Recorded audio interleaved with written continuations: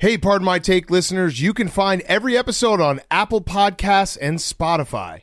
Prime members can listen ad-free on Amazon Music. On today's Pardon My Take, Peyton Manning. Yes, Peyton Manning, Hall of Famer Peyton Manning, before his Hall of Fame induction later on this week. We have Peyton Manning on the show, the Sheriff. We also have a recap of everything, a lot of stuff happened during our vacation week. We'll talk about it. Olympics still going on. Who's back of the week? And then we have the Mt Rushmore of Combinations, which is very open-ended, which always means it will probably be chaos, contention, everything in the Mt Rushmore today. Great Monday show to get back in the swing. We're back in the studio, and we're brought to you by our friends at Mattress Firm. Mattress Firm, unjunk your sleep with Mattress Firm. America has a problem. Everyone is exhausted and out of it because they're not sleeping in a bed that's right for them, and the sleep they are getting sucks. And this problem has a name: junk sleep. Sleep is the most important thing you can do. I'm just saying it right now. It is the most important thing you can do. Junk sleep includes staying up too late, working in bed before going to sleep, watching TV in bed before going to sleep, using your phone, tablet in bed when trying to go to sleep, not taking the time to unwind from the day and prepare for bed, poor quality mattress, and not talking to a Mattress Firm sleep expert. That is what junk sleep means. Don't be a junk sleep guy. You need to unjunk your sleep with Mattress Firm. The sleep experts at Mattress Firm will match you to the best mattresses and sleep products out there based on your specific sleep preferences so that you can get your best sleep possible. We're excited to be partnering with Mattress Firm for this year's Grit Week. Billy's going to be sleeping on a Mattress Firm mattress all Grit Week. He will be unjunking his sleep. You're going to get the best and brightest of Billy football for all of Grit Week because he's unjunking his sleep. So go to unjunk your sleep. Go to mattressfirm.com or a Mattress Firm store today and speak with a sleep expert. Do it right now. Unjunk your sleep. Go to mattressfirm.com or a Mattress Firm store today and speak with a sleep expert. No more junk sleep. Unjunk your sleep with Mattress Firm. Okay, let's go.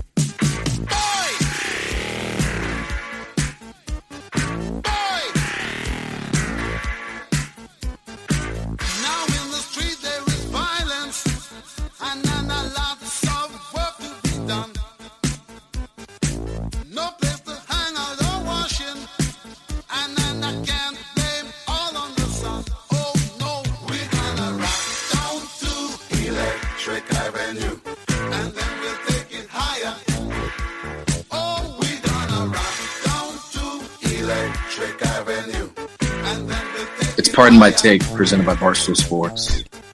Welcome to Pardon My Take, presented by Mattress Firm. Make sure you unjunk your sleep with mattressfirm.com or visit a Mattress Firm store today. Today is Monday, August 2nd, and I am never going on vacation again. I'm sorry, Hank. No more vacations. Everything that could have happened poorly in my life happened. Sports life, I should say. I had a wonderful vacation with my family, father of two, so don't say mean things to me.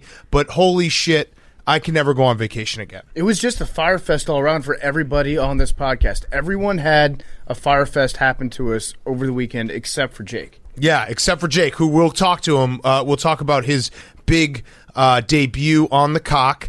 But yeah, I made a quick list. So in the past week, Aaron Rodgers decided to unretire, which, you know, we're going to talk about that in a second. No, but I have a much more plain way to put it. Aaron Rodgers decided that he was going to be a diva and take Blake Bortles' job. Yes. Blake Bortles got cut. Aaron Rodgers unretired. And I know deep down, I was like, he's obviously going to come back. But I also believed that maybe he would actually retire. The Cubs traded everyone, the entire core, and then everyone decided to homer in their debut with their new team in consecutive days. Anthony Rizzo hit a yabo on Friday for the Yankees, Javi Baez on Saturday for the Mets, and then Chris Bryant, and they're calling him Bryant Giant, and I want to fucking kill myself. Chris Giant is when I'm... Chris Giant homered for the Giants on Sunday, and Djokovic withdrew. Everyone knows I'm a huge Djokovic guy, so the Gold Slam is now defunct. The Water Dogs are good, so I can't make fun of them anymore. That fucking sucks. And then I got attacked by J-Lo stands last week, and a bunch of 16-year-old girls online made me feel that was fun. Like that an one, asshole. That one doesn't count as being a bad thing that happened. That was definitely. I just felt worthwhile. bullied. And you know what else is kind of cool is that Schwarber has not made his debut for the Red Sox yet, so you'll get a second wave when Schwarber goes Yabo in probably his first at bat. For Boston. We're passing Schwarber around like a little bitch. Yeah. Now he's Hanks. And he would be perfect for the Yankees with that short porch. Enjoy it, Hank. Which one of those three hurts the most? The Cubs I was ready for, even though the prolonged I don't know how they figured it out, the way to get all three of those guys to debut in different days and then all of them to homer. And everyone just be like, wow, this really, really sucks. Well, Rodgers is definitely fuck him. No, but which Cubs player does it hurt you the most to see them doing well with their new team? Oh, good question, Hank. So the heart says Anthony Rizzo because he's the de facto captain of the Cubs. He's the guy who turned it all around. The head says you have a 29-year-old Chris Bryant who's a stud who you can only dream of getting a guy like that. And somehow the Cubs didn't figure out a way to extend him and have him be a Cub for life. So that would be my, and then probably my balls is Javi Baez because he plays with big cojones. Well, also, I mean, with Djokovic, there was no way that we could have seen a meltdown like that coming from a class act like Joker. No. Big Cat, he smashed his racket, which is, you say what you want about Djokovic and his entire personality and his body of work, but he usually treats the sporting equipment very well. Agreed. And he's always a class act, and I would never imagine that he would break two rackets and then withdraw and force his mixed doubles partner to not win a medal in the Olympics. He quit. He quit. Well, he quit. Did he quit, or did he get the twisties? Or is he a hero? He might have gotten the twisties out there. We don't. Hero. He's had COVID 7 times. Yeah, it's like him and the president of Brazil lead the league in how many COVID infections they can get. So he might be dealing with some long haul issues himself. It would have been funny if Djokovic said he had mental health issues, just to watch people twist and turn, get the twisties online, trying to figure out how his mental health is actually not appropriate. Well, he couldn't say that because I think 24 hours before he withdrew, he went at Simone Biles for quitting. So that would have been a tough turnaround. He had the twisties in his own takes. I love rooting for Djokovic because I'm a selective Djokovic fan. I don't care about tennis. I don't care for tennis as a sport. So I can just pick and choose. It's not a sport. When I want to be a fan of his. This week, I'm not a fan of his. I would say that tennis is more of an event. Yeah, tennis is a lifestyle, not really a sport. If you could play a game till you're 80, it's not a sport. Yeah, no. If you pick up a sport after you retire, that's not a sport. That's the thing they always say, hey, take up golf and tennis because you can play it for your whole life. Well, that's not a sport. It's a leisurely activity. Right. I'm going to get into knitting after I retire. Did you see that? That was pretty cool. Who was it? I think swimmer? He was a diver, I think, and he was killing the time in between his dives, as opposed to, most of the guys, they dive, and then they get in the tub. They stand under a shower. Yeah, or they get in the tub. There's a tub, too, that looks awesome. I would be a tub guy, but some of these guys are just straight up showering in between each dive. Mm-hmm. This guy, I think he was from Australia, maybe France. Big France or Australia vibes. He just goes up into the stands and starts knitting in between dives. I say go for it. We need more weirdos like that. If we can't watch Michael Phelps' mom wearing an entire tuxedo of denim, cheering for her son during the pool events, at least show the athletes themselves going into the stands doing weird stuff. Yes, knitting and doing weird shit. All right, I'll give you some spin zones because there are some positive things that came out of this weekend. One, Love is Blind is back. Yes. They had the reunion show, which I watched. Fuck Damien. Damien's a piece of shit. I haven't watched it yet. Don't do that. Messica's back in a big way. Right. Okay. Messica just embarrasses herself. You'll enjoy it. Barnett's around. Okay. The whole crew's there. There's just one new person. We'll get into it later. We'll watch that and we'll discuss later. But that's good. The Hezbollah fight is probably going to happen. Okay. Although I just think that it's one of those things where they're just going to get closer and closer to fight. You just took Hank Sue's back. Have people talk about it. It's like the Arrow paradox. Hezbollah and the other guy, they're going to get so close, they'll get halfway closer, but their adorable little arms will never be able to reach. Yep. Outer Banks 2 is back. Outer Banks 2 I'm going to binge back. that this week. You can't spoil it. You can't spoil something like that. It'd be like spoiling the Mona Lisa. You still got to see it in person. NBC realized that their ratings were way, way down for this Olympics, so they hit the break glass in case of emergency button, which is let's get Snoop on a broadcast, which kind of worked. There's another who's back for Hank. What are we doing? We're just doing them all. I'm trying to put a smile on my friend Big Cat's face, Hank. He's had a rough week. All of his heroes left him. Yeah. All right, let's talk about Aaron Rodgers, though, because I did promise I would talk about it. I spent a whole week ignoring it. The Green Bay Packers are a classless organization by cutting Blake Bortles. But not spin zone, but something you didn't think would come out of my mouth. I'm defending Aaron Rodgers. When he gave his press conference and he explained why he was upset. You just like Aaron Rodgers because he hates the Packers more than you do. Correct. The way he framed the Packers organization, he said Green Bay is no paradise. He said, these are all his quotes. I think we can all understand, Green Bay isn't a huge vacation destination.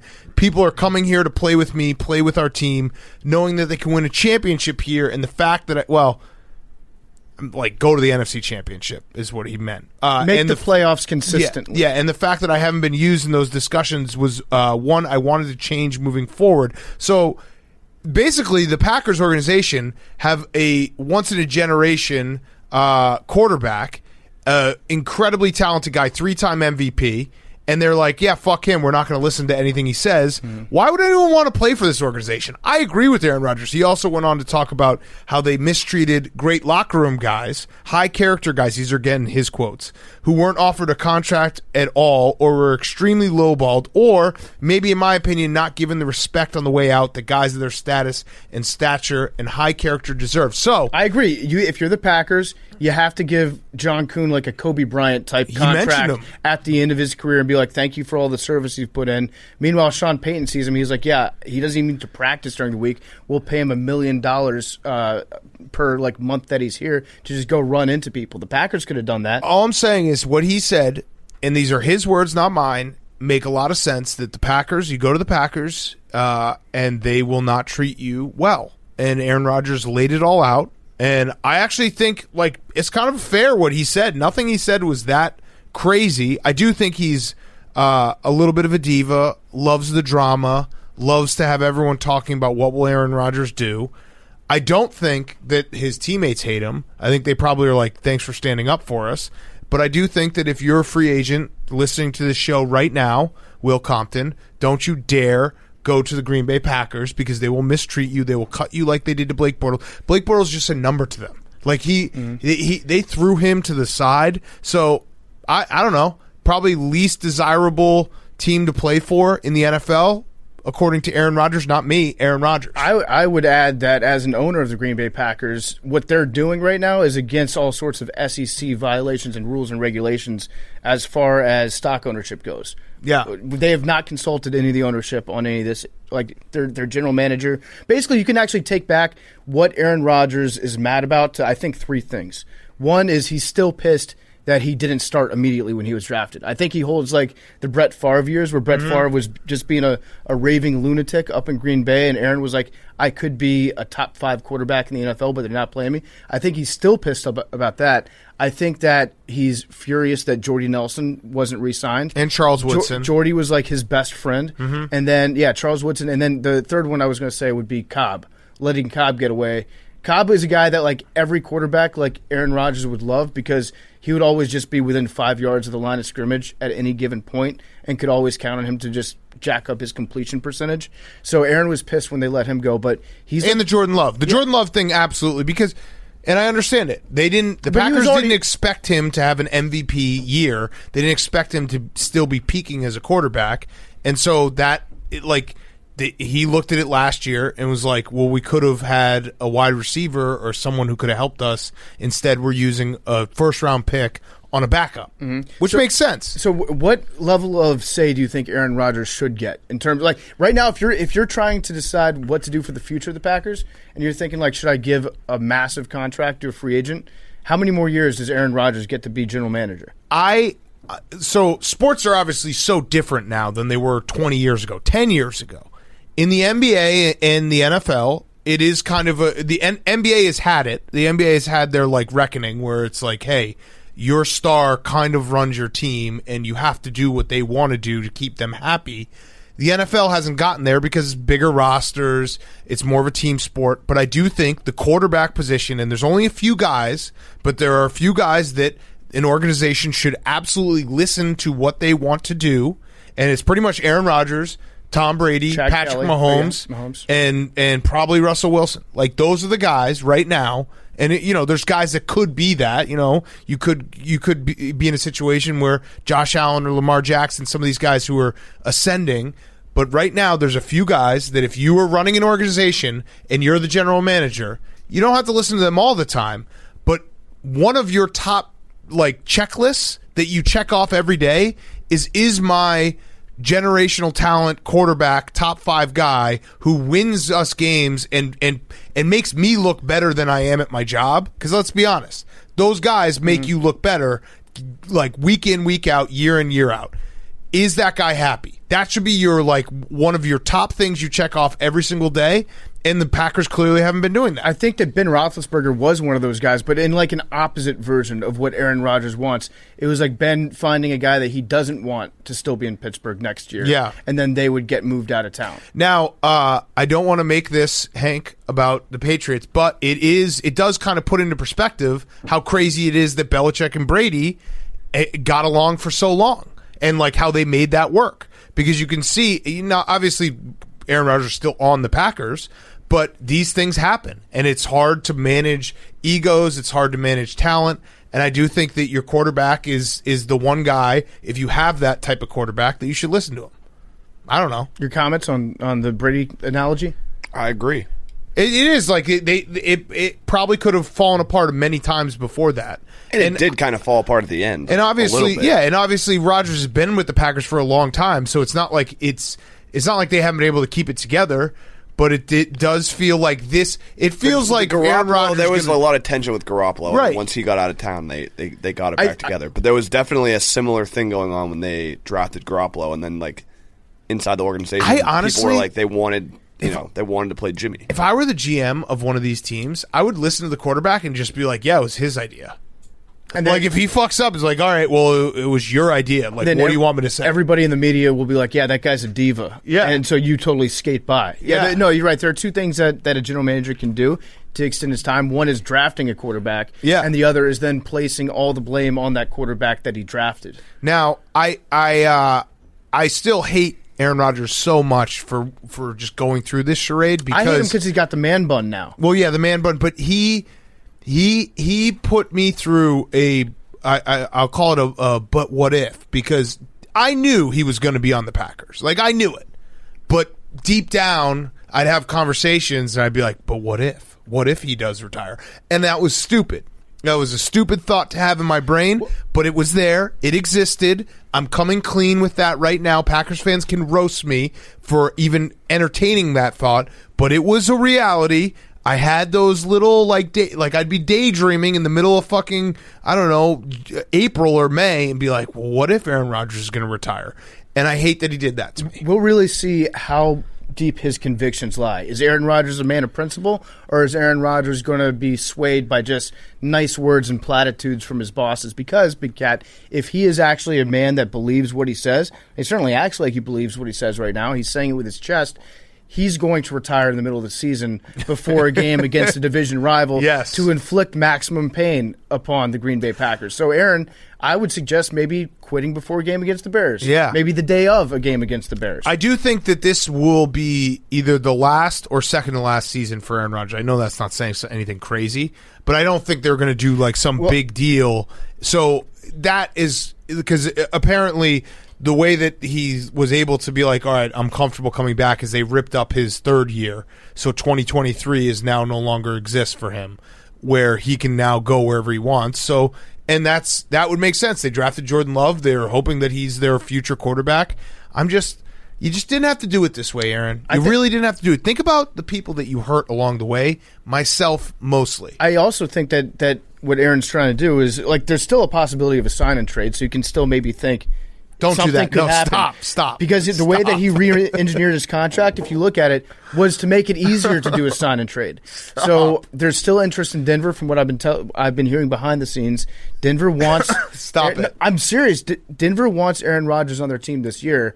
But this will be the last year for Aaron, because I think what he wants to do is he wants to do a sign and trade next year. He wants to go someplace for a 1-year contract and then be a mercenary year to year.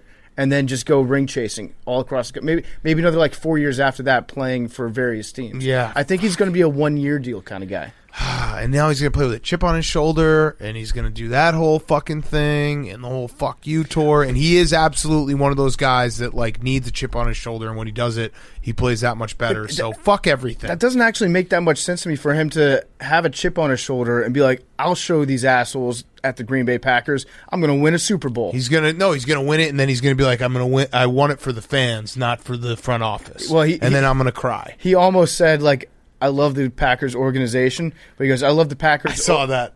I love the Packers or the fans. I love the Packers fans. Yes. All right. Which, by the way, are the organization in Green Bay, if you knew your history, Aaron.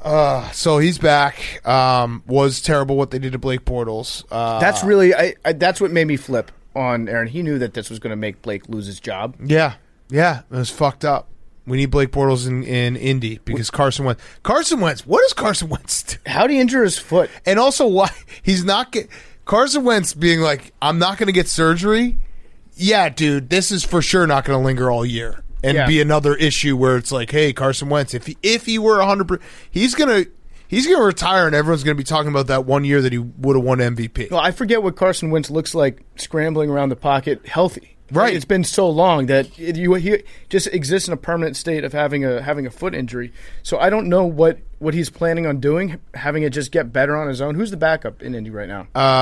Is it still Jacoby? Yeah, he's probably. Get Blake Bortles. No, Brissett's on the Dolphins now. Oh, yeah. Oh, yeah, I remember we talked about that. People got mad because we said that he's going to look fat in those teal uniforms. He is. He is. That's just a fact. Jacob Eason and Sam Ellinger. Oh, Sam Ellinger. There we go. Texas is back. That's Billy's number 1 ranked quarterback in the draft, Sam Ellinger. Shout out Texas for making it official. That's going to be fun to watch. Well, it's just college football. Yeah. One thing I don't understand about the whole college football realignment thing, what did you think was going to happen? Like Texas, they have no loyalty to anyone except for themselves. Correct. And so they were, of course, going to make happen whatever they wanted to happen in the first. Like conferences are just they're made up. They're completely made up. So you can have like SEC pride or you can have Big 12 pride, but at the end of the day, it really doesn't mean anything. Well, I'll push back on just the fact that it sucks if there's going to be like only 2 conferences or 3 conferences because I did like the different like quirks about conferences. I like that the Big 12 didn't play defense. Like I like that the Big 10 plays 10-6 games. I don't know. There's things that I'm going to miss, but at the end of the day, it's going to be very interesting to see how this all plays out because they say 2025, and the way it works is the Big 12 basically is going to try to stay together because if Texas and Oklahoma leave, they have to cut them a check. So it's going to just be like lame duck season after lame duck season if they can hold on and like force them. Otherwise, Texas and Oklahoma have to write them a huge check to bounce early. So this is how you can tell that the leaders of the conference, I don't want to say that the conferences are all bullshit because I agree. I like the regional aspect. Yeah. I like the SEC playing against each other. I like the callers on the Paul Feinbaum show. Like if the SEC becomes half of the nation, I can't have people in like the state of Washington calling into the Paul Feinbaum show. Dude, the Big Ten might not going to work. The Big Ten, like the move that people are at least saying could happen, is the Big Ten could poach some of the Pac-12 because that would naturally make sense. You know, the Rose Bowl and the history there. That would suck too. That'd be weird. But here's how it typically plays out with the commissioners of these conferences. Once they get exposed for really just keeping things strung together with duct tape and string so that they can make a shitload of money, they don't really have any sort of moral or legal recourse to anything, so they just start crying about stuff. Right. So the commissioner of the Big 12 was like, well, ESPN is talking to these schools and trying to get them to go to other conferences. They just start crying and then hoping to get public sentiment on their side, which is never going to happen because your job is literally made up. Right. And Greg Sankey, the SEC commissioner, just like basically owns everyone. Yeah, he's the alpha in the room. He's just got his balls constantly on somebody else's table. He even got Texas A&M to vote for it. Right. Like he just walked. He got him on the phone and was like, "Are you guys really going to complain? Do you want to piss away this fucking $300 million that ESPN is paying for one game on Saturday? Go ahead, complain. Do you like money? Yeah." Right. You want more money. If all this means that we're going to get the big and rich song at the start of College Game Day, you can realign the conferences however you want. It's going to be. I'm just sad. I am sad, especially like Oklahoma. Like Bedlam is one of my favorite games every year. Yeah, like all that shit when you lose that, it does. Like, I love when Texas will lose to Kansas State, and that'll be hilarious. Like, that's not going to happen anymore. Like, Bedlam, taking the over in Bedlam was one of the annual things you could set your watch to. This is how much I miss watching football on television. This morning, I was just watching YouTube compilations of people narrating the wild 2007 NCAA football season. Yeah. And then they show the Bedlam game, and when I say that the sky is darker in Stillwater at night than anywhere else in America, it took my breath away to see how black that sky was. Yes. And I'm going to miss that game. Yes. So hopefully they keep it for at least a couple more years. It'll be fun to watch them. It's going to be fun to watch Texas and Oklahoma just begrudgingly keep playing in the Big 12 for at least a year or two. All right, before we get to some other stuff, we got Olympics. We also have Hank's whatever happened to him today. Do you want to discuss that? And some Water Dogs talk? MeUndies. MeUndies are designed to be the softest thing on, dare we say it, did we score? Nope. Oh, that was okay. Mexico almost scored us. We're still winning 0-0. They're the softest thing on this planet. Baby bottoms, yeah, they're old news. MeUndies' signature micromodal fabric literally grows from trees, making their undies not only super soft but also sustainable. They offer different cuts because they just get it. We've got different butts. Check out their undies, socks, bralettes, loungewear, and more, ranging from size extra small to 4XL. I'm always wearing MeUndies. I love MeUndies. MeUndies is the most comfortable underwear I've ever worn. So MeUndies is also offering a great offer for all of our listeners. For any first-time purchaser, you get 15% off and free shipping. MeUndies has their problem-free philosophy. If you're not satisfied with any product for any reason, they'll refund or exchange it. No caveats, no questions. So to get 15% off your first order, free shipping, and a 100% satisfaction guarantee, go to MeUndies.com/take. That's MeUndies.com/take. MeUndies.com/take for 15% off your first order, free shipping, and a 100% satisfaction guarantee. All right, where do we want to start? You want to start, Hank? You missed a flight because of time zones. Now, I have a question. Yes. That's not real. No, it's very real. I think you... So... Big Cat, to be fair to Hank, in his tweet, he said, I missed my flight because of alcohol and time zones. I feel like alcohol was doing most of the heavy lifting in that sentence. Because I was thinking about it. It was time zone's fault. But you were in Nashville for a weekend. When you look at your phone, it shows you what time the flight is.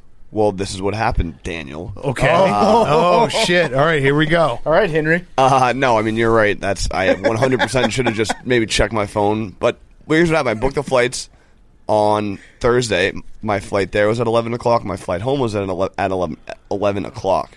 And I thought that was a fun little fact. I was telling my friend, 11 and 11.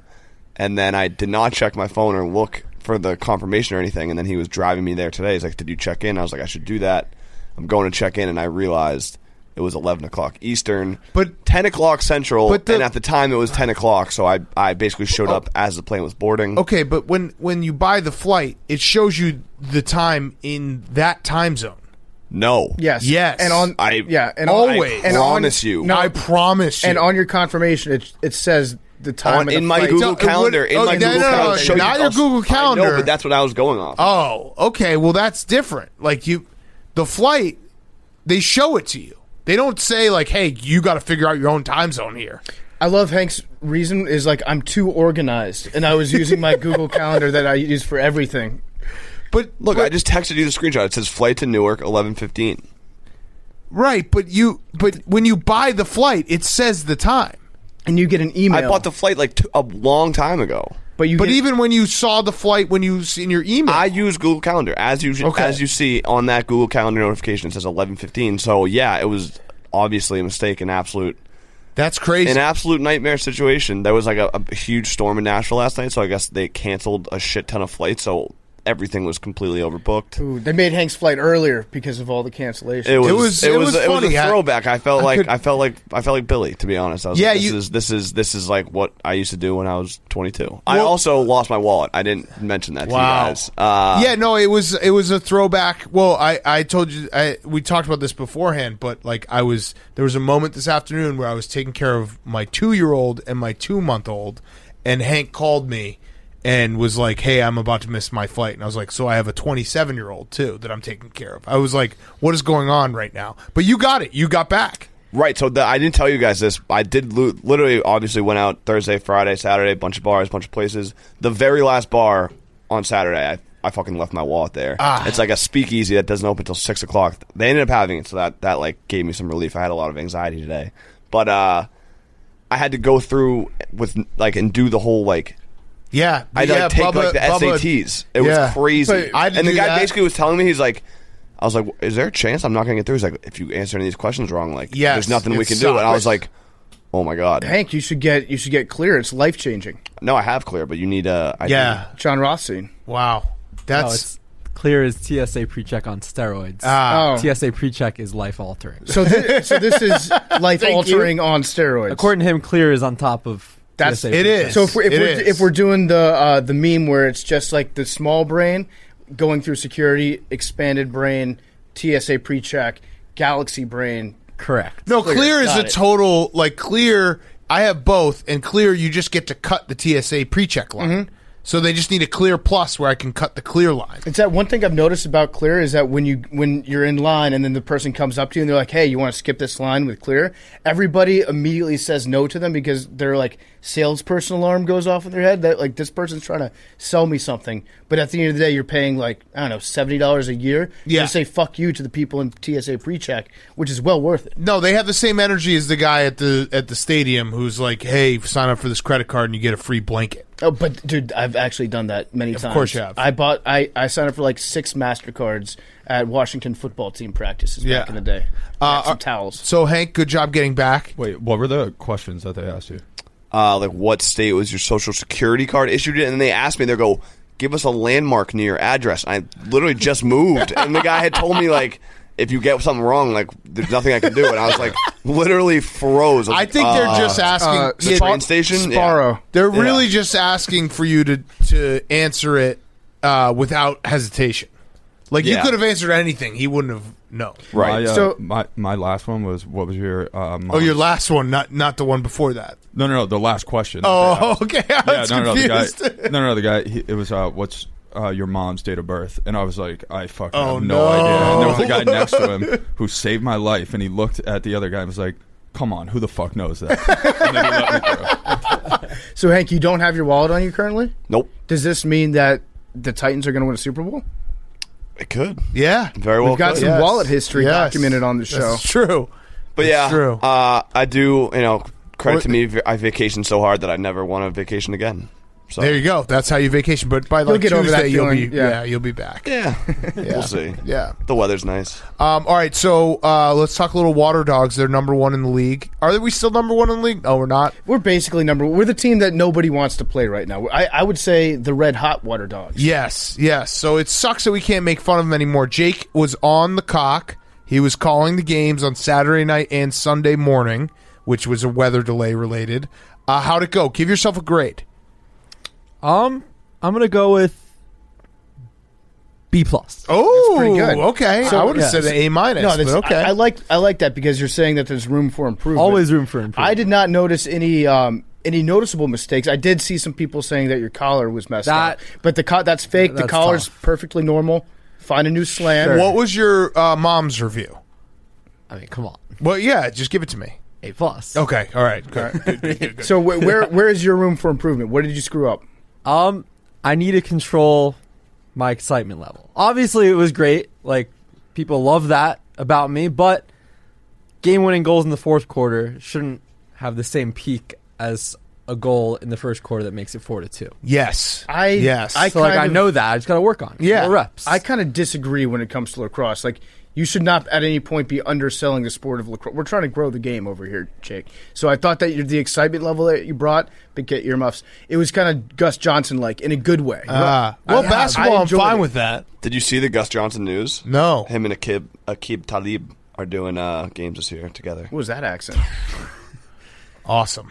that was like your own Giovanni Bernard. Again, my Gus Johnson thing is football only. Football only. No, but like, again, that's a good problem to have, I feel like, because I'd You can rather be fix over it. the top and enthusiastic than being boring. Yes. Yeah, yes. I would actually say that like the Water Dogs looked like they were playing harder for you. Yeah. That third quarter, that run was It was unbelievable. awesome. It was like Yes. the Warriors I stopped team. watching. Pointers. Yes, it was awesome. Yeah. It was sick. You were also, I noticed you were smooth in announcing the 2-pointers. Like, even though it was your first time announcing lacrosse, you were all on top of that. Professional. Of course. Jake. Come on, PFC. Syracuse pays their players. Jesus Christ. When they were winding up to shoot, you'd be like, and here's for a deuce. Yeah. Yeah. It was very natural. I like And it. the hit the pipe was great. When it clanks off the pipe, it's pretty It's cool. electric. The half Yeah. of the pipe. Yeah, half Yeah, of the pipe. yeah, the first half of the first game. Also, they should soak the net when it doesn't rain. Because when it yes. scores, it's really cool. It's like a boxer getting Yeah. hit in the face. Yeah, they should just do that when it's hot out. I like that. Did you swear? No. Okay. Well, you did a good job. I think everyone. I speak on behalf of the AWLs. I think everyone enjoyed it. We You had guys fun. were fantastic. Yeah, in it your was a sport. lot of I really fun. appreciate it. So. Lacrosse still not my thing. It's exciting. Yeah, I'm not a huge fan of lacrosse, but you know what I am a massive fan of is winning and winners. Yeah. And right now the Dogs are winners. dude, I love the Dogs right now. All of our guys are dogs. So congrats to them. Oh, USA, we suck. Misses the woodwork. Okay. Also, one other thing I just wanted to say, I did tweet that it was Suey season earlier when I was down bad, and Liam retweeted it, so I don't know what that was about. What's Suey? Suicide. Oh, Jesus. shit. I Damn. thought you didn't were know you making a could say reference that. to Son of a Boy Dad.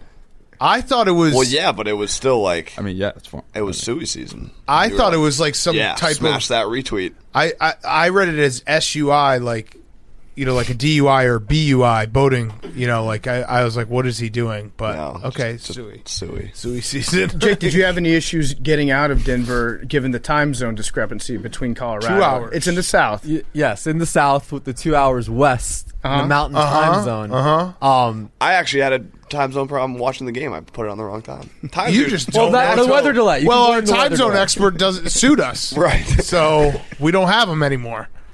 No, I made the airport fine. I was actually, because I had to change, I was supposed to come back this morning, Sunday morning. They put me on a red eye tonight. Oh, But during the fourth quarter, the lady who books the travel, she's like, a seat opened up at 2:15 p.m. fuck yes! So I was like, look at the I'm in. commitment from the boys to get back. Love it. We made it. It's good to have everyone back. Thank you to everybody, especially you guys. Same for the situation, support. basically. Yeah, same exact. And Billy's here too. Yeah, Billy's here too. He did play handball this weekend. You want to give a quick recap? Video coming out soon. It was pretty awesome.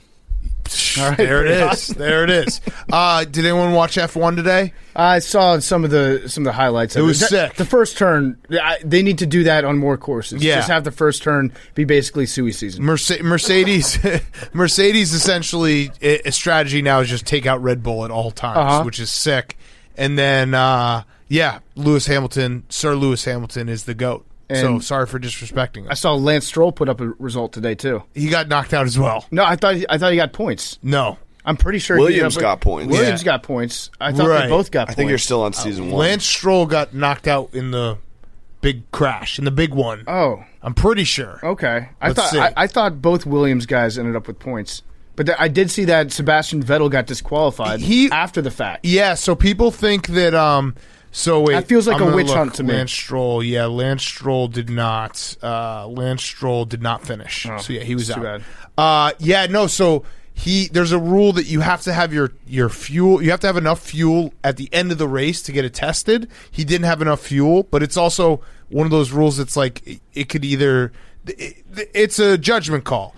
What the conspiracy theorists think is that Vettel was wearing a support of gay pride during the national anthem because Hungary just enacted a law against like a very homophobic law, and he said like I don't care, like if they want to reprimand me they can. I think that's that's what they think that might be because That sounds like viral marketing for Stillwater coming out. that's Matt Damon. Whew. Just don't talk, dude. His excuse was Don't actually talk. I loved his excuse, which was like, I'm from Boston. Don't like such a talk. ricochet shot at the entire city. That reminded me of like when Paul George gets in front of a mic and it's just like you're sharing too much right now. Stop talking. All right, so back to Sebastian Vettel because I'm trying to understand. It seems to me that in motorsports, if you time out your laps exactly perfectly, where you run out of fuel at the very end, that's usually a good thing, Right. right? Yeah. But it was just not even enough to get a leader. I it's- think they need. It's like when they ask leacher. for piss tests. Right. If you're getting drug tests and you're like, I can't give it up, and Right. it only covers the bottom. Right. That's what. So what are they saying? You could put something in your fuel? I don't know. That one is above my pay grade. It feels like a witch hunt. Yeah, it feels like a witch hunt. Feels like that shirt is what did him in. All right, should we do Who's Back? Who's Back is brought to you by our friends at the Cash App. The Cash App is always back. Buying Bitcoin is back. Playing the stock market is back. Cash App has all of it. You can buy Bitcoin on the Cash App super, super easily. Just one click of a button. It also links directly to your bank account. So go check out the Cash App. Download the Cash App and enter the referral code Barstool. You'll receive $10 for free and $10 to the ASPCA when you download the Cash App from the App Store or Google Play Store today. The Cash App is the best app in the world. The Cash App. Okay, Hank, all your Who's Backs have been taken, but give us your best shot. Hezbollah, Snoop Dogg, Yeah. and the 2017 Celtics are apparently going to be back. Oh, I thought I was getting tricked, or I thought someone retweeted an old tweet on my timeline. It was from NBA Central, which I wasn't sure if it was confirmed or not, but it was. Jeff Green is reportedly a primary target for the Celtics. Boston could also show interest in Kelly Olynyk and Avery Bradley. So oh wow. Right. Brad Stevens is Gang's just back together. running it back from when he was a coach, I guess. Yeah. I would say getting Jeff Green back is a good sign, right? Because it's like him and Jay Crowder are always in the playoffs. Yeah. I guess, yeah. I mean, he's like a dinosaur at this point. He wasn't even, I am a little that great jealous the of first you, two or three times Hank, around. that you like time traveled this weekend. Yeah. Because like you walked in and you're like, we got a lot of NBA. Like Westbrook was like, yeah, that was Friday's show, but it was like I'm jealous of you. Yeah. Nothing like just like time traveling with your brain. Catching up. Yeah. Yeah. All right, PFT, who's back? Well, Hank took all mine. So, fuck. no, Chinese Taipei is back. Oh, We hear about Chinese Taipei once every 4 years during the Olympics because China has the Olympic Committee, the IOC, and by proxy all the broadcast partners by the balls. And so they're not allowed to say Taiwan on the broadcast because if you call the country Taiwan, it implies that it's a country and not property of the People's Republic of China. Which it's one of the fascinating little like this leagues going back and forth is China claims Taiwan, so they call it Chinese Taipei like it's a district. Taiwan claims that they own China, and Taiwan calls themselves the Republic of China. I like that. And so it's always like, which way are they going to go? But since it's the Olympic Committee and it's NBC, they're referring to it as Chinese Taipei, which isn't really a country. But it's always nice to see that pop up. It's like when ESPN drew the 7 dotted line around the South China Sea Right. for the games that were over there, just gave them property of all this water. Yes. That's essentially what NBC is doing, like weighing into foreign relations. I like it. Yeah, the different. I mean, I still keep seeing like the ROC is just with no flag is always funny. Rock they're Nation, baby. Yeah, Rock Nation. My who's back is Rowdy Gaines because we get reminded every 4 years the best announcer in all of sports, Rowdy Gaines for swimming. Is there a difference between him and Scott Hamilton? They're the same guy, Yeah, right? the same guy. Yeah, one does figure skating, one does swimming, but Johnny they're the same Weir. guy. Yeah, but he's awesome. He's electric. And Caleb Dressel, who has the coolest tattoos, really he's just hot and has an awesome body. But swimming, what? The Olympic tattoo? No, he's got forearm he's got like an tattoos. eagle, and it's like a whole and a gator. His whole sleeve is sick. How do you feel about the Olympic tattoo? I mean, that's just everyone gets it. you have That's to so get it. chuggy. I actually I want to get an Olympic tattoo, and then people would just they Yeah. would see me and they're like, "No chance in hell, this guy was in the Yeah, Olympics." it's so chuggy to get the Olympic tattoo if you're an Olympian. But yeah, Rowdy Gaines. And then, did you know, this is a fun fact that we got to start flexing on people. The U.S. has never lost the 100-meter medley. 15 in a row. Dominated. The only time we haven't won it was 1980 when we didn't go to the Olympics. So 15 for 15 in 100-meter medley and swimming. That's pretty good. Yeah, they also forearm tattoo on the guy that won the 100-meter dash. Yeah. This year, forearm tattoos make you faster. Yes, absolutely. The Italian. So the Olympics are still going on. I'm kind of I'm kind of over the Olympics. I still got Olympic fever. It's a mild fever at this point. No, It's dissipated a little bit. Yeah, mine's been fixed. It's dissipating a little. You got the antibodies? It's just the time zones have just killed me. Yeah, time zones are tough. Yeah. Time zones are brutal. One thing I do want, For real. Billy, For real. Can you do me a favor? Can you blog this week?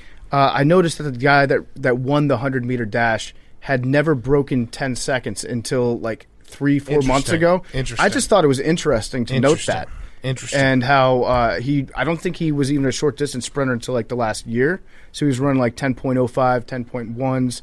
He wouldn't have even qualified with his fastest time as recently as 6 months ago, and then he won the entire Olympics. So I just thought that was an interesting thing that maybe you could write a blog about. I'll look into it. All right. Also, weight changes. We got our best guy on it, yeah. Also, we had some journalism on journalism crime. Andy McCullough, who I think he writes for The Athletic, he was mocking the Olympic journalists because one of them wrote about the bathrooms in Japan, but that's the journalism I want. Yes. So the quote that he tweeted out, generally speaking, public restrooms here are much cleaner than they are in the United States, and using them is significantly more comfortable. The restrooms at the Olympic Stadium elevate the experience to another level as they offer maximum privacy. Not only is the bottom of the door on each stall only an inch or so off the ground, sitting on the toilet activates a recording of running water and chirping birds that is intended to drown out any embarrassing sounds. That fucking rules. That's amazing. Yeah. That also sounds like a great bathroom if you're the offensive line coach of the Miami Dolphins. Yes. What was his name? Maximum privacy What was his and name? loud noises. I don't know. What was his name? Mr. Columbia. Chris Forster. Chris Forster, There it yeah. is. He booked a flight to Japan ASAP. I don't know why that guy was making fun of that. That's fucking awesome journalism. That's what journalism exists for. Is like, remember when it was in Russia and there were like waves of reports that would come out. The first wave would be all the reporters that went over there, and they'd be like, my phone was hacked within the first 5 minutes of landing in Russia. Right. And then the second wave was, I'm in the hotel and there's a wolf walking through the Jimmy hallway. Kimmel. Yeah. Yeah, fuck Jimmy Kimmel for that. I believed it. Jake, you're who's back? Duke basketball is back. Oh. Last 4 days, yes. they have secured 2 top 20 recruits for next year. So All right, Billy, John's who's hired. who's back? Fuck yes. Fred Durst. Okay. Yes. Got a new look. Looks like a basketball coach from the 80s. Yeah. I think he looks like if Fred Durst was playing Jimmy Carter in a biopic. It's very bizarre. I don't really understand it. Gray hair, Fu Manchu. So I think I completely understand it because I was telling somebody about this picture on Thursday night, and I was describing how hilarious Fred Durst looks on Instagram, and I was like, I have to go see Limp Bizkit perform because I need to see him perform live looking like this. And as those words came out of my mouth, I was like, you played me like a fiddle, Fred. He deleted all his Instagram posts. I think he's wearing a wig. Well, he was at Lala, yeah. And now they're going on tour, and so he wants people to like talk about his new look and buy tickets. He played me like a fucking fiddle, and it worked. But guess what? I'm going to go see Limp Bizkit. Excuse me. Yeah, no, he that was smart by Fred Durst. Also, Lala being back, and like, listen, I'm not going to get into the whole Delta variant shit, but you got to be a tremendous loser if you're just tweeting out like, "What's the new strain going to be? Look at all these people at Lala." You're just basically saying you'll never have fun again in your life. You're rooting for bad things to happen. You're like, I'm going to sit at home and everyone's going to go live their life and do awesome, fun shit, and I'm just going to hope for them all to die so that I can be like, told you so. Mm-hmm. Fucking losers. Okay, Peyton Manning. Also who's back? It looks like the U.S. is still winning 0-0. Yep. In the 71st minute. And someone's dead on the There's been a booking. There's been a booking on the pitch. My guess is he's going to get up right away. U.S. is going to win Dos Acero.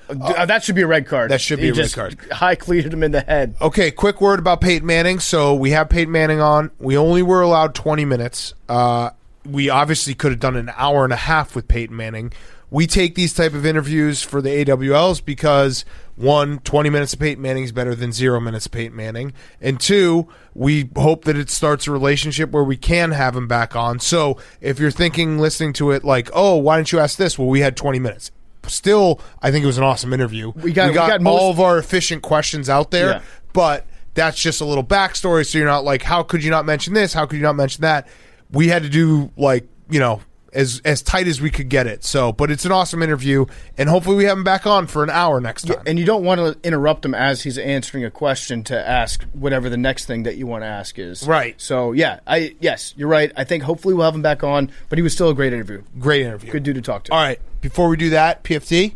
Yeah, before we get into Peyton Manning, guess what time of year it is? It's time to start thinking about going back to live sports. Live sports are back. Lollapalooza's back. Concerts are back. Limp Bizkit's back. And if you're looking for the best place to buy tickets online, you got to use TickPick. It's the original no-fee ticket site. Did the United States just score? Nope. It's the original no-fee ticket site that guarantees the best prices on sports and concert tickets. Why pay more on other ticket sites for the same seats that you'd find on TickPick at better prices? You may have downloaded other apps for other companies that sell tickets online, and guess what? They hit you with the service fees, not TickPick. TickPick is going to help you guys out. No, it's not DickPick. It's TickPick with a T. It needs to be your go-to for tickets and live events. TickPick actually invented NFTs, no-fee tickets. It saved fans over $5 million and counting. It is, you know what? It's a customer-first ticket site. I just went off script with that one, but that's how strongly I believe in TickPick's service. I would never use anything else. If you're looking for live event tickets, use TickPick.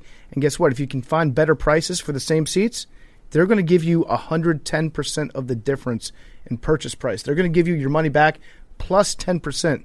That's how confident that they are that they will not be beaten by another ticket site. Visit tickpick.com/take and use code TAKE. You're going to get $10 off your first order on live events. Don't forget to download their app. Use promo code TAKE. Get $10 off your first order of live events. It's $10 in your pocket. No need to thank us. tickpick.com/take, promo code TAKE. Here he is, Peyton Manning. Okay, we now welcome on a very, very, very special guest. It is Hall of Famer, two-time Super Bowl winner, one of the greatest quarterbacks of all time, Peyton Manning, the Sheriff. I can't believe that you're on this show. It's hard for us to be like, wow, we'll drop everything for this guy. You are one of those guys. I guess we'll start the Pro Football Hall of Fame. Obviously, you're being inducted this year. They still are selling tickets if you go to profootballhalloffame.com. I watched the video. We had David Baker on the show. Were you really surprised? I mean, you've been a Hall of Famer for like 20 years now. So were you surprised when you actually got the official, hey, Peyton, you're in the Hall of Fame, it's happening this year? Well, I was surprised because of the way that I found out. You know, normally they do that knock on the door the night before the Super Bowl. And this year, because of COVID, that didn't exist. And so I was at the Broncos Stadium. I was doing a kind of a PSA recording on camera. And then my wife, Ashley, kind of organized. Out from behind me walked Tony Dungy, my two college coaches, Philip Fulmer and David Cutcliffe, Gary Kubiak, our coach with the Broncos, Jim Caldwell, longtime coach with the Colts with me.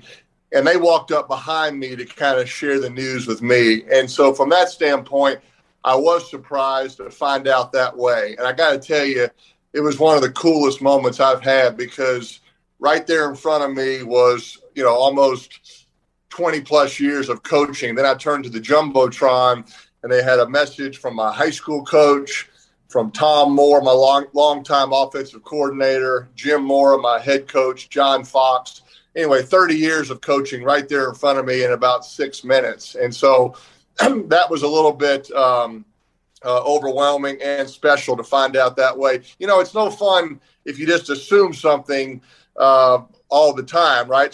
So it was fun to kind of find out in that fashion. I'm honored, I'm humbled, all of those things, and I'm looking forward to celebrate with a lot of old teammates and coaches in a couple of weeks in Ohio. Yeah. So, I mean, you had to know that this weekend was coming up for a long time. I'm curious to know, like, did anybody ask you to go on a vacation, or were you asked to take any trips or anything like that for the weekend of August 5th, 6th, 7th, 8th, and 9th?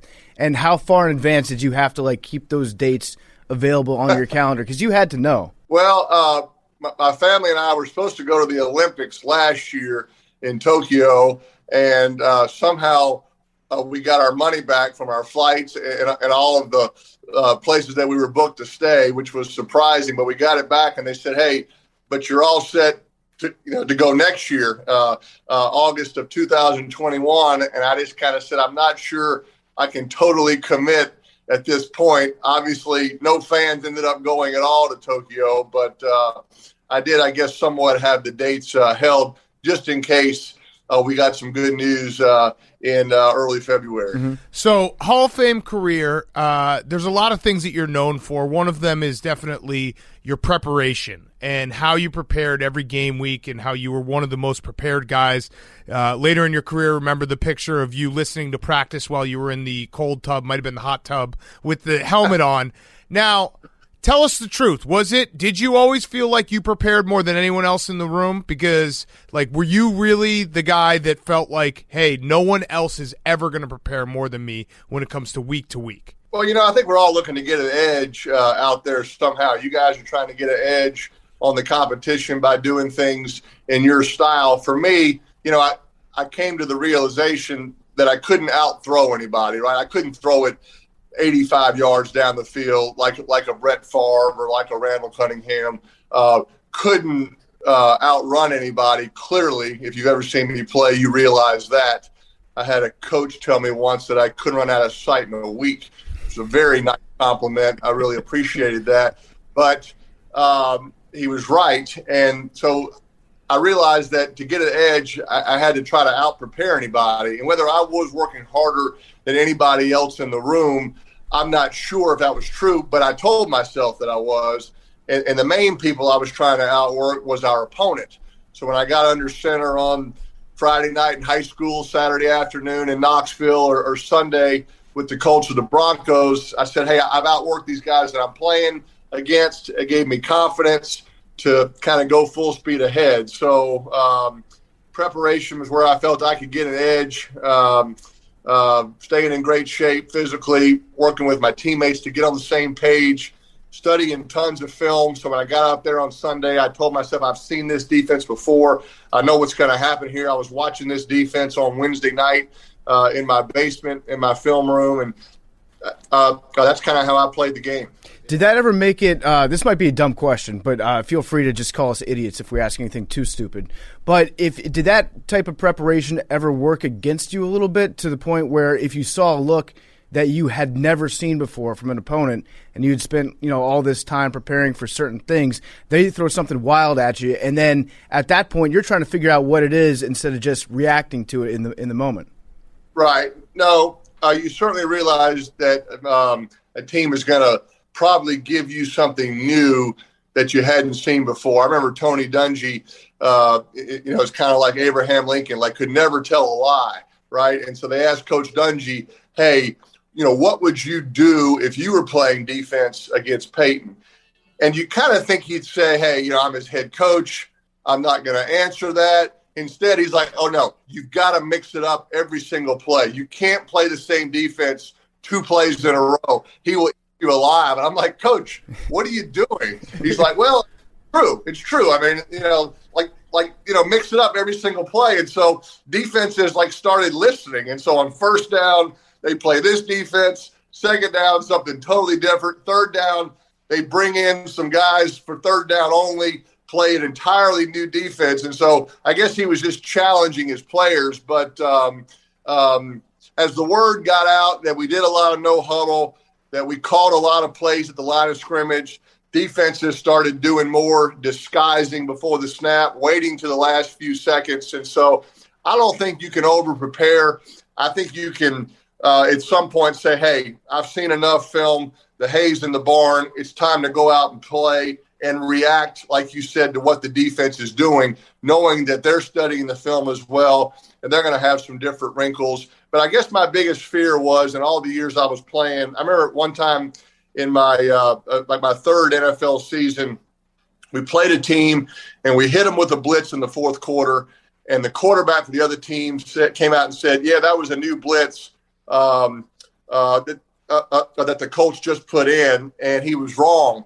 We had run that blitz, but we'd run it in the preseason earlier that year, and he had not gone back that far to watch that film.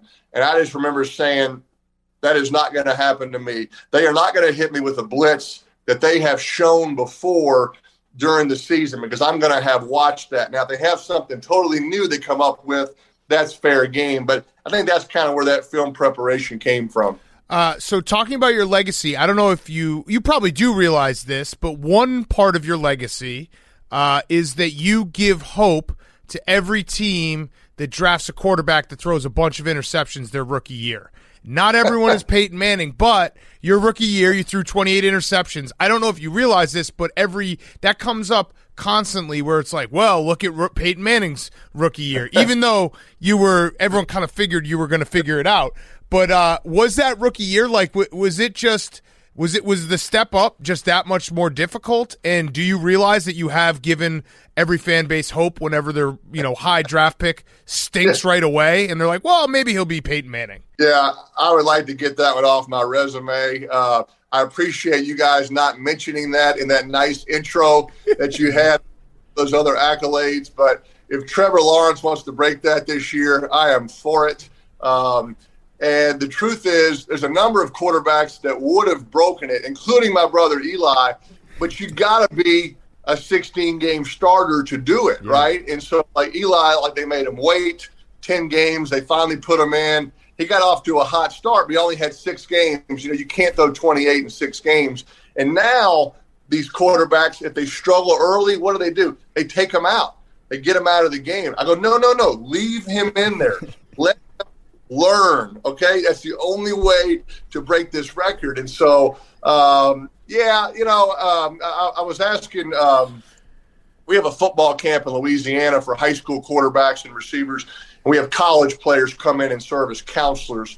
So Eli and I were doing a little Q&A with the college players, and they were kind of saying, what was one thing if you could do over again as a rookie, what would it be? And I think my answer was to don't under-respect the NFL, but don't over-respect it as well. I think I gave it too much respect as to how fast everybody was, how big they were going to be, and I just played so fast. I sped my game up. My feet were moving 1,000 miles an hour. I was making these quick decisions without actually reading the coverage, and I think there's a fine line between, look, they're going to be bigger, they're going to be faster, but they're still doing a lot of the same things that you did in college, and find that happy medium. It just took me a long time to find it. Steve Young told me during our game against the 49ers that season, he said, Peyton, the game's going to slow down eventually. Trust me, it's going to slow down. And he was exactly right. It just took a little while. It took 28 interceptions. But because I did stay in every game, I learned a lot about NFL that season. And we went from 3-13 to 13-3 the next year. I don't think that would have happened had I not struggled, had I not played all 16 games. So I'm a believer in putting those guys in right away. Put Wilson in, put Lawrence in, let them play, let them see how fast these defenses are. They're going to figure it out a lot sooner. It's interesting you brought up your brother Eli, because when we had him on the show, I think we asked him about calling out Omaha at the line of scrimmage. I think he took credit for it, didn't he? Mm-hmm. He said that he taught you about Omaha. Yeah, I didn't know if that was true or not. I wanted to give you an opportunity to respond, though. No, he's true. It's funny. Omaha has kind of been out there for a while. Brady used to say it in New England. Eli said it with the Giants. It's kind of a term that has been out there. Nobody really claims who started it. Was it in the Parcells era that somehow got to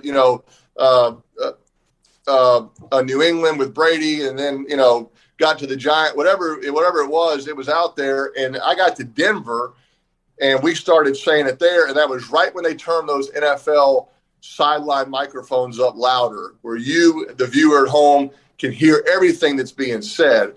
And all of a sudden, Omaha kind of got attributed to me because we were going no huddle. We were changing the play a lot. Omaha is something you say when there's just a few seconds on the clock. You need the ball snapped now. It's Omaha. And we were doing that all the time. And next thing you know, I'm getting the key to the city of Omaha. I'm getting steaks delivered to my house, right? Ended up being a pretty good word to pick, So Eli is right. Omaha was around for a long time before I got to the Broncos. And is the word used just because it's a cool-sounding word? That's what I've always thought. Yeah, it's just kind of a rhythmic 3-syllable word that usually meant it was like an alert, hey, there's just 2 or 3 seconds on the clock. I need it snapped now. And, I think Warren Buffett thought it was named after him. It was not, probably one of the few things not named after him. It was no real rhyme or reason. But now, I walk through an airport, guy just yells, Omaha. I just turn around and wave and, keep walking. I don't even get called by my name anymore. I just get called Omaha. That's great. So on this show, we like to mock traditional sports media and, legacy talk and all these things, that rings matter the most. But your career is very interesting because there was a time where you led SportsCenter all the time as Peyton can't win the big one. You end up winning 2. Right. You have a Hall of Fame career. Like I said at the start, one of the best quarterbacks of all time. But was there ever a moment at the beginning of your career where you're like, can I not win the big one? Like, what's going on here? Well, I always believed that we could. I always knew we were getting close. And, you kind of always ask yourself in the NFL, would you rather go 13-3 and get beat in the AFC Championship by a touchdown, or would you rather go 8-8? You win your last 3. You feel pretty good after that last game. But the truth is, you're a pretty bad team, right? You're 8-8. You're missing the playoffs. You're going home earlier. Would you rather feel good in the last game and go home early, or get your heart ripped out being 1 game away from the Super Bowl?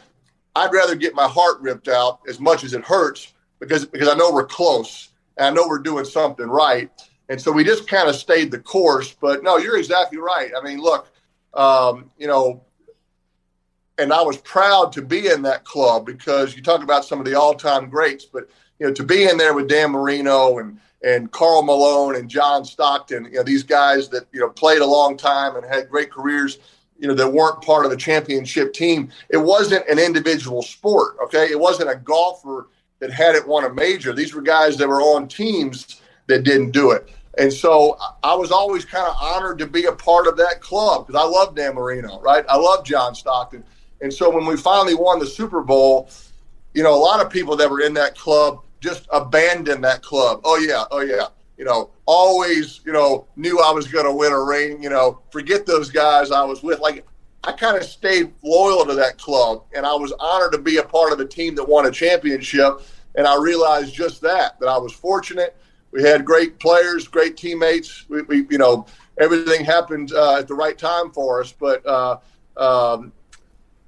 kind of don't forget where you came from. And so the NFL is a very humbling sport. Look, it's so hard to win 1 game, I think, in the NFL. Now you got to win 12 to get into the playoffs. And you get in the playoffs, every game is a 7th game elimination game, right? Basketball, baseball, you can have 2 off nights and still win the whole thing and probably be the MVP of the whole thing. Football, you better be on that day or else you're going home. That's why I think it's the greatest game. Yeah. Did you ever go back and watch any of your throws, doing film study? Maybe you had a great game. Maybe you threw, 4, 5, 6 touchdowns, and you're like, you know what? I would have traded at least 1 or 2 of those touchdowns if the ones that I did throw just had a nice tighter spiral on them. Well, look, I mean, every one of my records is getting broken, right? I mean, Brady and Breeze were alternating weeks as to which records of mine they were going to break. But nobody's thrown more wobbly touchdowns than me, okay? I mean, the spiral is overrated, right? As long as it gets there, right? And so nobody can throw a wobbly 18-yard comeback route, right on the outside of the player's jersey number, right in the perfect place. It's a hard catch for the receiver because it's coming in different directions, but it does get there to the right spot. So, I mean, on NFL films, when they put it in slow motion, the wobbly pass doesn't look so good, right? You kind of like to tighten that up a little bit, but I guess the end result being a touchdown pass to help your team win a game, I'll take that over the spiral. I actually think it's probably harder to throw an accurate wobbly pass. Anyone can throw a spiral accurately, right? It is, yeah. And the good thing about the wobbly pass, a lot of dropped interceptions, okay? Because there's a reason, a lot of these guys are playing defense, right? They tried to play receiver. They couldn't catch well enough, move them to defense, right? So now, a perfect spiral right in their hands, they're going to catch. But a wobbly pass, there's a good chance they're going to drop it. So there were some real pluses to it. Just trust me on that. Yeah. Smart. So we brought up when your brother was on the Manning face, the famous Manning face. So his Manning face was whenever they would zoom in, because as you know, the Manning family basically was in our living rooms every Sunday night. It felt like for 20 years. Yeah. His was his face. His mouth was open, kind of looking like what the heck is going on. Yours is a little different. Yours was your forehead usually had a huge mark on it, and it would make it look even bigger. Did you ever have a moment where you're like, shoot, my helmet was way too tight. Like, this is going to look ridiculous when they zoom in on me? Well, I mean, it's such a big forehead, so there's so much room for the camera to zoom in on it, right? It's a big target, so you got that going for you. You know, probably who I blame for the red forehead was, like, every year you sort of get refitted for your helmet, right? You know, the makers of Riddell come in and just want to check the helmet, be sure it still fits.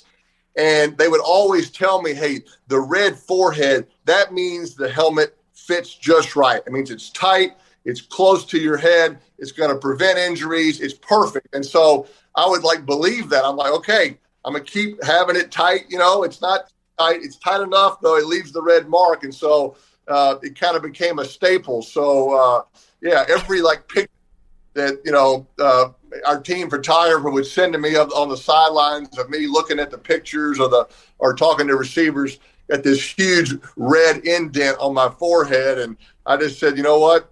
I'm going with it. It's my 5th year in the NFL. I'm not going to change my identity. Yeah, I think, sorry to break it to you, but I think the training staff was fucking with you your entire career. Like, that's what that sounds like to me, and they did a great job with it. It's gotta be tighter, Peyton. That's a fact. Yeah. Well, at least you always kept your helmet close to you on the sidelines, unlike that one great video that we have of Brock Osweiler when he was getting in the game in the fourth quarter of a blowout in Denver, and he had to run to the sidelines to grab his helmet. He didn't have it in his hands. And you can see you noticing that he's running back to his helmet, and you're like, you know what, I'm going to stay in this game. And you run out there, and you can see the look of exasperation on Brock's face, like, God damn it, this guy's not even coming out of the game now. Was that your mentality of just like, I'm not going to give Brock Osweiler a chance to take my job, or did you just love playing? Yeah, I mean, keep your helmet close is probably the theme of that. You know, don't get too far away from it, but that's the problem, right? There's cameras everywhere, right? If something happens on the sidelines, the guy's picking his nose or he's, you know, talking to the fans, those cameras catch everything now. So always on display out there on the NFL football field for sure. Yeah. Well, Peyton, this has been awesome. Next time you have more time, we'd love to do an extended interview with you. We appreciate you coming on. Congrats on the Pro Football Hall of Fame induction. Last thing is I am Evolve for Life. I won a national title there. Yeah. Wink if Arch has already committed to Tennessee. Oh, he just winked. Ooh. So Arch Manning is going to Tennessee. I'm not a good winker or a good whistler, so can't no inside information on that. I'm his uncle. I'm his godfather. I try to fulfill that role, and I hope he has a fun high school experience. But I am excited about my Vols. Our Vols. Excited coach, and so. Hopefully we can get it going this year in Knoxville and have some fun and win some games. Love it. Okay. Well, thank you so much, Peyton. We appreciate it. And good luck with your Hall of Fame induction speech. I'm sure you'll kill it. And hopefully we catch you another time as well. Hey, guys. Thanks for having me. Appreciate it. Peyton Manning was brought to you by Dude Wipes. Dudes, we need to have a serious chat about bathroom habits. It's time to quit shitty, scratchy toilet paper and switch to Dude Wipes. Dude Wipes are extra-large, flushable wipes made with plant-sourced fibers. They're designed to give your butt a cleaner, more refreshing finish than toilet paper after dropping a deuce. It's going to change your life. Your ass is going to thank you. You'll never look at an empty toilet paper roll the same way again. You can find them on Amazon, Walmart, or Target nationwide, or you can go to dudewipes.com, buy them yourself, and we're going to give you 15% off your entire order at Dude Wipes. If you've been thinking about getting Dude Wipes and you haven't gotten around to it yet, no excuse now. Use code TAKE15. That's promo code TAKE15. Get 15% off your entire order at dudewipes.com. The interview is also brought to you by Chevy Silverado. Chevy Silverado is the strongest, most advanced Silverado ever. I had a friend come to visit me at the beach this weekend. He drove up in his new Chevy Silverado. It is sweet. It is an awesome truck. We sat in it. He showed me all the features. It's got a great bed, great bed liner, great stereo system in there. It's a top-of-the-line truck. I felt awesome just sitting in it and checking it out. Have you seen the new Chevy Silverado commercial? It's getting a ton of attention. The commercial is about the multi-flex tailgate, which is awesome. The tailgate has 6 different configurations. It can become a step. It can be a desk. There's a cargo extender for extra long cargo. There's an easy access position that helps you reach into the bed. Chevy Silverado is amazing. It is an amazing truck. Check it out. So go down to your Chevy dealership today, whisper "Pardon my take" into their ear, and they will give you $100 off probably, and a free cup of coffee and a free tank of gas. They'll fill up the tank for you. Get a Chevy Silverado. It is the strongest, most advanced Silverado ever. And here it is, Mount Rushmore season. Okay, let's do it. Mount Rushmore season. We're ready to go. Oh, we didn't even discuss. Let's just real quick. The cutter and the Italian guy tied for high jump, and then they split the gold. I would do the same thing. If given the opportunity to be like, hey, you can quit now and get a gold medal, that's the best of both worlds for me. But for the people who were like, Simone Biles is a quitter, they should be mad about that. Yeah. Because this is the most, like, this is competition. Oh, yeah. And you just tied. Yes, you must have ideological consistent. consistency on this one. If you were pissed at Simone, I will be disappointed to hear that you've changed your tune on the high jumpers. Yes. Okay, Mount Rushmore. I actually thought that, I think it was Billy had a good point about this, which is there should only be one medal.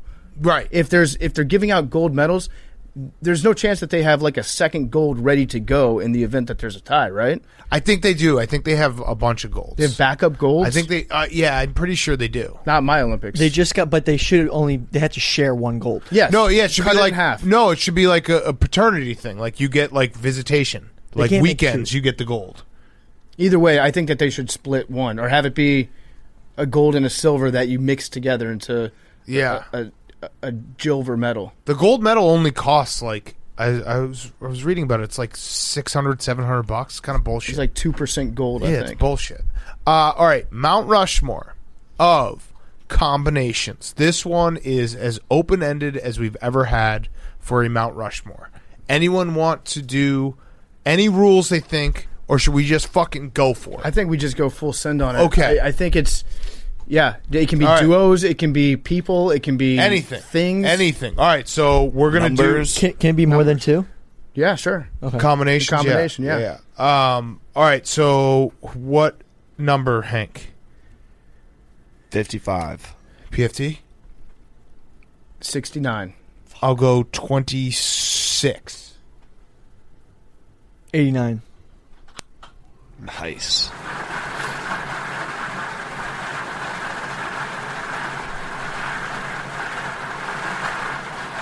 These are not official numbers. 64. Let's go. What did you guys guess? I guess 69. What did you guess? All right, okay. So I'll go first. You get to pick get to pick the order. We'll go me, Big Cat, Jilly, Hank, and then snake it back. Okay. All right. Does that work? Yep. Let's do it. All right. Here we go. Mount Rushmore of combinations. Wow. Let's go. Wow. Right off the bat, sex, drugs, and rock and roll. Oh, okay. So a triple. Anybody complain? A triple. Okay. A triple. I mean, In that order? It's an iconic phrase. Like, if fuck, marry, kill, sex, drugs, and rock and roll. Yeah. I think, fuck, that's a good question. I think I fuck drugs. I think I marry, Oh, wow. I marry fucking, Okay. and then I would have to kill rock and roll. 'Cause Okay. there's other genres of music that you could listen to. Okay. What, yeah, Billy? good pick. Kill drugs. No, No, you PFT no, loves drugs. I don't love drugs, but He's not a drug you guy. love I'm not a drugs. drug guy, but imagine. But love if you had to drugs. pick Going between through drugs life. and music, I do the least amount of drugs of anybody on the show besides Billy and Jake. What? Yeah. Okay. Okay. that's Capicola. That is Capicola. How is nice, some nice Capicola from the Italian deli. I don't think that's Capicola at all. All right. Whew. Okay. My first pick, I will go with. Damn, there's so many good combinations. I'll go with surf and turf. Surf and turf is my first pick. I love surf and turf.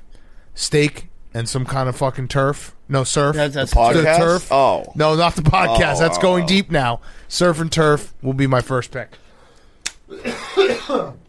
So it's such a baller move to be like, I'm going to have steak and I'm going to have shrimp, or I'm going to have steak and I'm going to have lobster.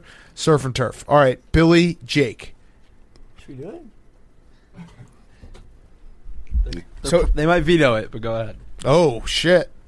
Big Cat and PFT commentary. Oh, I knew that was going to be the pander pick. okay. I knew that was going to be a pander pick. Great pick, Billy. All right, good job. Hey. No, we can't veto that. Is that not a great combination? No, that is. Yeah, that wonderful. is. So that's the pander. That is the most panderous pick of No, all it time. isn't. No, it but that's, you guys just like, we don't even have to pick the rest of the draft. You guys won, but that's fine. That's good. That's a good pick. I also appreciate Billy Yeah. just pretty much putting us, Mount Rushmore is a rock of dead old people that used to be good, and Billy's trying to take our jobs by come on. No, that was a on good the pick. statue. That was a good pick, Billy. I was going to mention that as a pander pick, not pick it, because that would be a terrible ego play, but that was a good pick. Someone had to do it. Yeah. All right, Hank. I will go with chips and salsa. Ooh, good one. Okay. I'm not going to sit. All right, I'll object to a little bit. I feel like there's 5 other things that go better with chips than salsa. But that's that's his fine. pick. Is it your pick? No. Oh, it's my pick, right? Are we allowed to have a discussion? No, we are. Are you I'm afraid just- of? I was curious. Not a freedom of speech guy? No, you kind of like tried not veto it, but you're like, I don't know. No, You're just whatever. I didn't You're doing veto your it. thing. You're doing your thing. You're poisoning the listeners' minds. Having a discuss. We're not allowed Peanut to butter and discuss? jelly. Okay, good pick, Good Hank. one. Good That's pick. a very good pick. Good pick.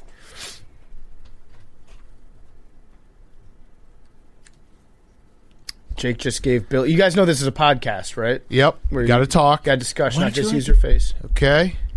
Milk and cookies. Ooh. Good pick. Okay. I have to do a strategic pick here. Actually, I don't know.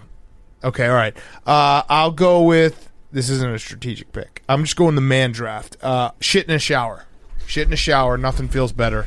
Really get yourself going. Especially if you don't have toilet paper. What? In the shower? No, shit and a shower. Oh. Shit and a shower. It's a great Shit in a combo. shower. If you want to feel actually, like if you don't have instantly toilet paper. better about everything that's going on in your life, you take a shit, you then take a shower, and you're like, come out a new man. Mm-hmm. Lose a few pounds, shower up, the best. All right. PFT, you have 2 picks. I got 2 picks, so I'm going to go with hot wings, cold beer. Okay. Yeah, Heartburn. especially when it's illuminated in a neon sign. Mm-hmm. The hot is always red, the cold's always blue. It's a wonderful combo. My next one, I've got a lot of good choices here. There's a lot of good choices out there. I'm going to go with. My list is barren. Really? I thought I was going to do Pick Cat and PFT. I thought that was going to be Do Easy money. do do do do do do. Rex and Rob Ryan. Okay. Okay, I'll go Skip and Stephen A. That's a good combo. Yeah. Everyone wishes that those guys were still together. You got one, Jake? Okay, bacon and eggs. Oh, good combo. Good combo. Great combo. You got 2 here. Hank. I know. I have one left. This is also going to be our all-time, like, how did you not do this draft? There are a lot of combos out there. Yeah. I will go with Robin Big, Oh, R.I.P. Yeah. and I will go with. Can we come back? Can I? No, you gotta. This is a snake. How do you not have more? I want to. Did you hear the beginning of the show? I want to Yeah, give. that's true. I want to give you one, Hank. Hank and time zones? I don't know. This is gonna be Alcohol bad. and time zones. Worst combos. Fire and Ice. Ah, good one. Good one. You like it? All right. You know those stores when you're going on a road trip that go booze, fireworks, guns, and ammo? Yeah. Those are awesome stores. Okay. Very good story. Okay. It's a great combo. That's really all I need. Okay. All right. I'm going to go with my last pick. I'm going to go thunder and lightning, but specifically in your backfield. Nothing better than that. When you got the big bruiser between the tackles and then a scat back on the outside. Now, it's interesting because my last pick, and you guys maybe you can tell if this counts, my last pick was going to be thunder, lightning, and the thunder. I mean, so it's just the lyric to that song. Yes. Okay. Yeah, that counts. Okay. All right, Yeah. cool. Yeah. All right. I have a ton. I can't believe. What do you guys have that was off the list? I had some. The one that hurts me the most would have been Brizzo, Chris Bryant, and Anthony Rizzo. Too soon. Booze and burgers. Booze and burgers. Jim and Dwight. Yeah. Well, Yeah. I would say like Jim and Pam. Jim Michael and Pam, Dwight, but Toby Jim and Dwight together, they're hijinks. Toby and Michael. I think Michael, Jim, and Dwight. Okay. Footballs in the crossbar. Dipping a shit. That was not nice, Hank. I heard that. Beer and pizza. Rain and naps. Also, Hank, it's football upright and a crossbar. Michael Jordan, Bugs Bunny. Yep. Great combination. Jordan and Pippen. Salt and pepper. Salt and pepper. Ravens and Steelers. Ravens and Steelers is a good one. Alan and Chris. Duke and UNC is a good one. Yeah. Burger, fries, and milkshake. Yeah, That's good. There it is. 1, 2, 3, 4, 5, 6. It's a good combo. That's actually a really good combo. What about 10, 9, 8, 7, 6, 5, 4, 3, 2, 1? Yeah, that's a good one too. What about a ABC. What about a face card and an ace? Blackjack. Yeah, that's a great combo. Yeah, great combo. George Bush's and Saddam Hussein. Yep, that's a good combo. Very good combo. Johnson and Johnson. PFT and Hitler. No. Yeah, that's a bad good combo. Bad combo. If you mean opposites attract, then yes. What else? Yeah, you would say peanut butter and chocolate. Peanut butter and chocolate's great. Do people hate on that? I don't like. Not me. I don't like baked goods that have you and peanut butter and chocolate. Hank and I are very much lockstep in peanut butter and chocolate being the best. I like Reese's Pieces, but I don't like chocolate chip and peanut butter cookie. It gets too dry. It dries out my mouth. Oreos and water. Oreos and water, great combo. Steak and cheese. Great fucking combo. Baseball and beer. I was thinking about doing just a ball and a bat, but I don't know. Yeah, I mean, you could. Yeah, like a ball and a hoop. Sports and couches. Golf and naps. There's a lot of combos out there, folks. And there's going to be a lot of people who be like, how could you not mention this? How could you not mention that? I don't know. We're coming off vacation. Well, Madden and Yes, Summerall. true. If you were to take like one goat announcing booth as a combo, what would it be? I feel like Madden and Summerall were the best. That's tough. Jake? I said Alan and Chris earlier. Alan Chris, huh? It's always Yeah, Sunday Madden and football is always the Summerall best game of the league. probably are the GOAT combo. I'm trying to think if there's anyone else. Gus Johnson. And his ego. And having to be heard. Adam and Eve. Adam and Eve. Travis Barker and literally any other musician. Cain, Abel, and Seth. Yeah. People forget about Seth. Can't forget about Seth. Nick and KB, as we're talking about it. The Gronkowskis. The Gronks. Yep. Brady and what's the name of his crazy scientist guy? Alex Guerrero. There we go. That's a great combo. Yeah. Wine and LeBron. Wine and LeBron. Both types of wine. Yep. Bill and Ted. Yes. Wayne and Garth. There's a lot of combos. Fuck. So many good combos. There's a lot of there. combos. We could have done this draft 17 times over. Cheddar cheese cracker combos. Yeah. Ooh. What about Ritz and peanut butter too? That's a fucking great combo. Apples and peanut butter. Combos. Yeah. I actually don't like combos.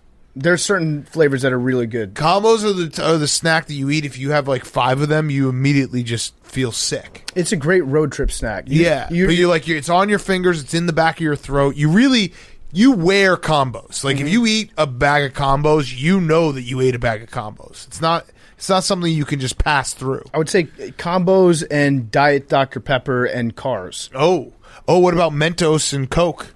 Yeah, Diet Coke. Diet Coke. Is it only Diet Coke? Only Diet Coke that We works. should do that. We should bring that back. We should do that. Chicken and Parmesan. Oh, okay. Yeah. Weightlifting and protein. Steak and blowjobs. Hell yeah. February 15th, put it on your calendar. Tits Tits and ass. I should have done tits and ass. Damn it. Fuck. How did you miss tits and ass, dude? Hall and Oates. Hall and Oates. Paul and John, although you can't say that anymore because Paul's dead. No, the Beatles suck, I guess. Simon and Garf. Yeah, Simon and Garf. Stalin and Legendary. Lennon. Ooh, legendary. Garfield and Say that- lasagna. you say that jokingly. No, I do not. Simon and Garf have fucking bangers, dude. Bangers. Absolute bangers. Poor Garf. What happened? He's just like, I mean, Paul Simon was it. Yeah. He was the guy. And Garf is Garf. I mean, that's what he I mean, do. Paul Simon wrote Graceland. Yeah. What did Garf do? Right. Garf was just fucking sad and his hair eventually fell out, right? Yeah, it's tough to break for Garf. Yeah, it's like, damn, Garf. Red Bull vodka, Yeah. Yeah, okay. Good Jack one. and Coke. Oh, Jack and Coke, shit, yeah. I want to replace one of mine with this one. Chris Farley, David Spade. Ah, damn. That's a great combo. One's big. Oh, what about Aaron Judge and Jose Altuve? Yep, good combo. All right, now we're just mentioning just You want- random shit. You want to just do like a team Mount Rushmore Derrick Henry. All right, fine. Team Mount Rushmore. of the ones that we missed? Okay. Yeah. We'll do and actually, we can't do 5 votes, but this will win. All right, so tits and ass. Yep. David Spade and Chris Farley. What else? What is the other 2 on the team Mount Rushmore of the like honorable mentions that we missed? Jack and Coke. Jack and Coke, good one. Last one. Hank, you got this. What did you say? You said something great, Hank. Water and Oreos. Yeah. Okay, put that on there. All right, let's do numbers. Give me an 8. I literally 99. forgot where I'm at. Am I guessing? 18. You are a mess today. I think I'm at 6. 68. 99. 69. Oh my god. Google what a Gigantopithecus is. Is that 68? 98. Oh my. Ah, We've definitely had that one before. fuck. That could have been everything.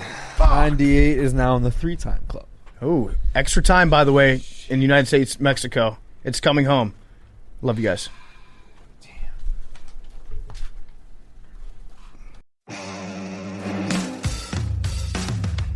Talking away. Oh, I don't know what I'm to say, I'll say it anyway. Today's another day to find you shying away. Oh, I'll be coming for your love, okay? Shying away. Oh, I'll be coming for your love, okay? Take on me. Take me on. I'll be gone in a day or two. Take on me. Take me on. I'll be gone in a day or two. Needless to say, I want sentence, but I'm eased a little way. Slowly learning that life is okay. Say after me. It's no better to be safe than sorry. Say after me. It's no better to be safe than sorry. Take on me. Take me on. I'll be gone in a day or two.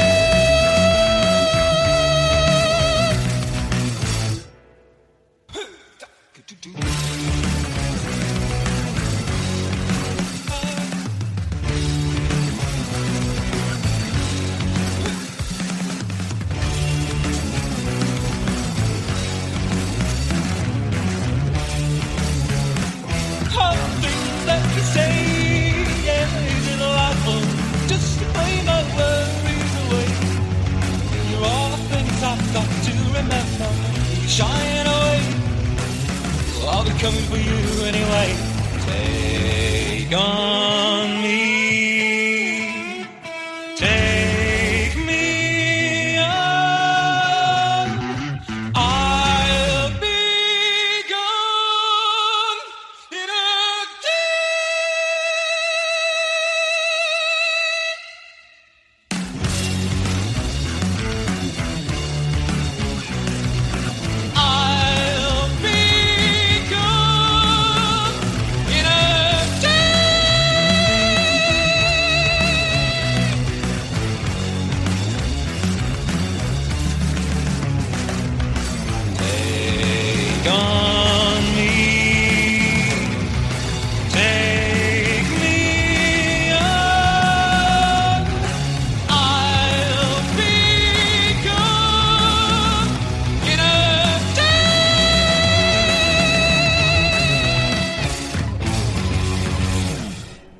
Part of my take, official post-credit scene, it came home. And that was talking soccer.